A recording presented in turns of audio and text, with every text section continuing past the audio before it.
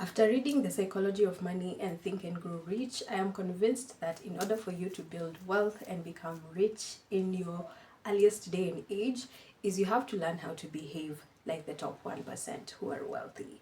And so in this video, I'm going to share with you the 5 habits that I picked up from reading these 2 books on how to actually become wealthy. Hi, if you're new here, my name is Gloria, and let's get to it. The first habit that you need to adopt is you need to become more aware of your numbers. In short, you need to know your numbers. So that means you have to understand, or rather you have to look into your bank account. You also have to understand how much income you're making monthly, and you also have to understand how much money is actually getting out of your pocket on a monthly basis. Because in order for you to actually build wealth, it is very important for you to have a solid foundation of what is happening with your finances. So that means you have to look at your statement. Guys, if you're not looking at your statements, then you don't know where the deductions are coming from, you don't know where the money is going to, and you definitely don't know how much money remains in your bank account for you to actually account for. And the basis of you knowing your numbers is that you need to be accountable to each and every single shilling that actually comes into and leaves your pocket at the end of every period of time. So it's very, very important for you to have this solid foundation, know your numbers, check your bank statements, review your investments if you have to, and also review your debts so that you know where you are in your financial standing, and you can be able to make educated financial decisions when you're making decisions that are going to really affect the riches and the wealth and the income you get to keep in your life. The second habit that you need to adopt is you need to learn how to separate your money. Now, the biggest thing, or rather the biggest secret that I think a lot of wealthy people have, is that they have different accounts which have different goals towards what happens with the money that is stored in those particular bank accounts. Now, the first account they usually have is a current account. This essentially is the central place where they're going to be receiving all the money that they have made, be it income, be it dividends, be it payouts that they're getting every specific time of the month or every specific time of the year. It's going to cumulatively come into their current account so that they can know how much money they have made cumulatively in order for them to make derived decisions, or rather in order for them to plan for the money that they actually have in actual totality. The second account that they have is the expense account or the check-ins account. This particular account is going to host all the money that they are going to be using on the normal day-to-day expenses that they have for a specific period of time, be it the budget that they're coming up with, be it their monthly expenses. That money is going to come from that particular checkings account, because essentially the reason why this money exists in that particular checkings account or expense account, it's so that they can be able to withdraw that money to go towards billing or to go towards all the expenses that they have in order for them to live a comfortable life, and in order for them to ensure that they account for each and every expense that is going to happen for them over a specific period of time. And then the third account that they actually have is a savings account, and in their savings account essentially they are keeping the money for rainy days, whether this rainy day is going to be expected or unexpected. So this is where they're going to store the money that they're going to be saving, probably in their circle, in their chama, probably even in the emergency fund or their sinking fund. This is where that money is going to go, because the money that stays in this particular account is essentially meant for savings. So if they have a savings plan, if they have a goal that they're saving towards, if they have a project that they're saving towards, this is where that money is actually going to stay. And then the fourth and the final account that they usually have is their investment account. So this account is going to house all the money that they are going to spend into investing in their future, be it retirement, be it they're building an investment portfolio, be it they want to invest in a company or in an idea that they have, be it they want to start a business. This is where all the investment money is going to stay. So when they have all these 4 accounts, they are able to ensure that their money goes towards each and every specific goal they set for themselves, so that they can be able to do more with the money that they actually make. Because making money is finite, it will always come to an end. But when you have structures that are telling you where this money is supposed to go, it's very easy for you to account for each and every shilling that comes and leaves your pocket. The other habit that you need to adopt is learning to pay yourself first and then paying the others later.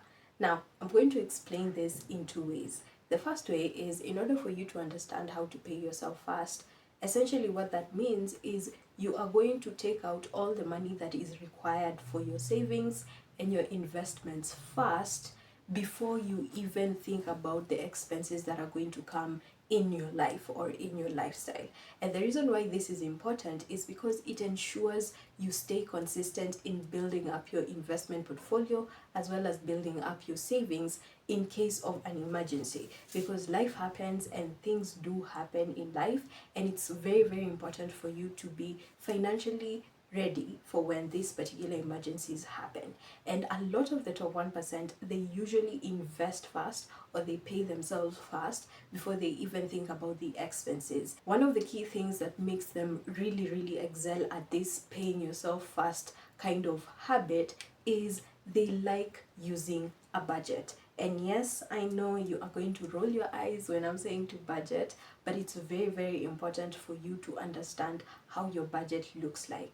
So in order for you to know how to pay yourself first, because of course when you're paying yourself first, you have to think about your emergency fund if you're currently building one. You also have to think about your investment portfolio so that you can also understand what does a comfortable life look like for you? What does a wealthy life look like for you? Because if you're living a specific standard of living and your expenses are at a particular level, it's very, very important that when you're building up your investments, they can be able to keep you at that same lifestyle that you want and you crave to be having in your old age and when you're not working anymore. So in order for you to pay yourself first, you need to understand your expenses, and your expenses, in order for you to note them down, you have to know how to budget, because budgeting will teach you the discipline of accounting for your money. And the second thing that it will automatically teach you is the data and the footprint of all the priorities you have in your financial life,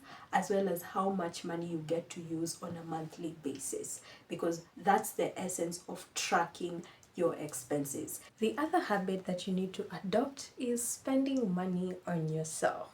Now, if you're a lady and you're watching this video, I know I've touched a nerve, but you need to learn how to spend money on yourself.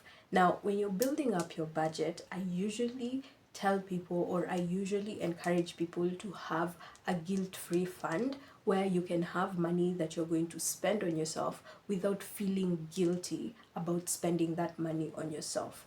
Now, in order for you to get to that point, it's only because of you trying to repair the relationship you kind of have with money, because a lot of us have a lot of money trauma. And if you've ever read the psychology of money, Morgan really goes extensively, or rather he goes deeply into understanding the psychology and the behaviors we have around money, and he literally points out where the problems usually are, and he insists on you spending money on yourself, because essentially money is a tool, and this tool is supposed to be used to ensure that you live the life that you want to live.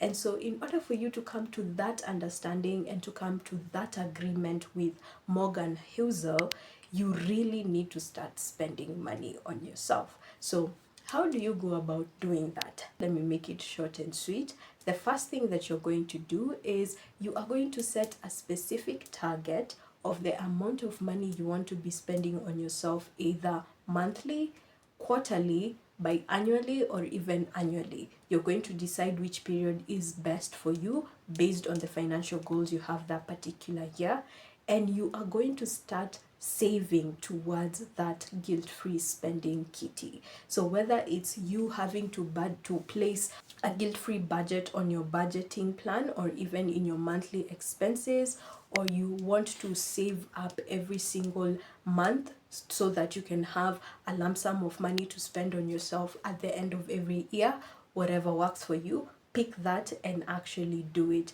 And then when it comes time for you to actually spend that money, make sure you pick something that you really enjoy. It can be an experience, so whether it's traveling, it can also be shopping. If you love clothes, if you love shoes, if you love perfume, you can do that. And then it can also be you taking yourself out. Like for me, I love taking myself out. So I usually save up money in order for me to take myself out at the end of every year because of the financial goals I currently have. And so that is the exact same thing you're going to do for yourself, or the exact process you're going to follow, so that you can start building the habit of spending money on yourself. And you can repair the relationship you have with your money. And then the biggest lesson, or the biggest habit that I learned from Think and Grow Rich, is you need to commit to delegating once you can actually afford it.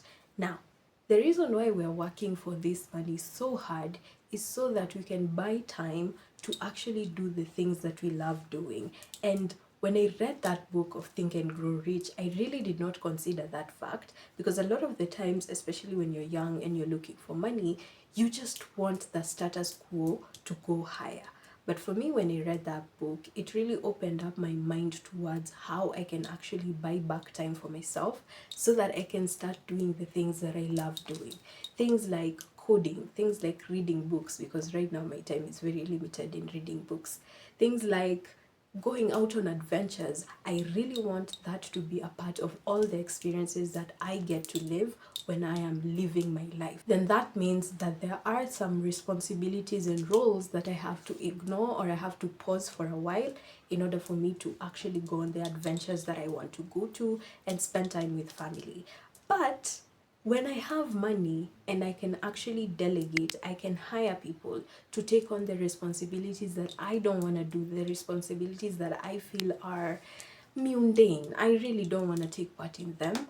I can pay them to actually give me back my time. And so when you're building your wealth, that is something that has become like a mindset shifter for me, especially right now, because I'm building my business, and a lot of the operations and a lot of the activities that happen in my business are reliant on me being present. It is really opening up my mind to thinking about delegation and thinking about allocating or reassigning some responsibilities to the money that I'm earning to start actually doing that for me. And so if you're out there and you're building wealth, or you're thinking about building wealth, then you need to think about how you're going to delegate. And because we're in the topic of finances, in order for you to understand delegation really, really well, is investing.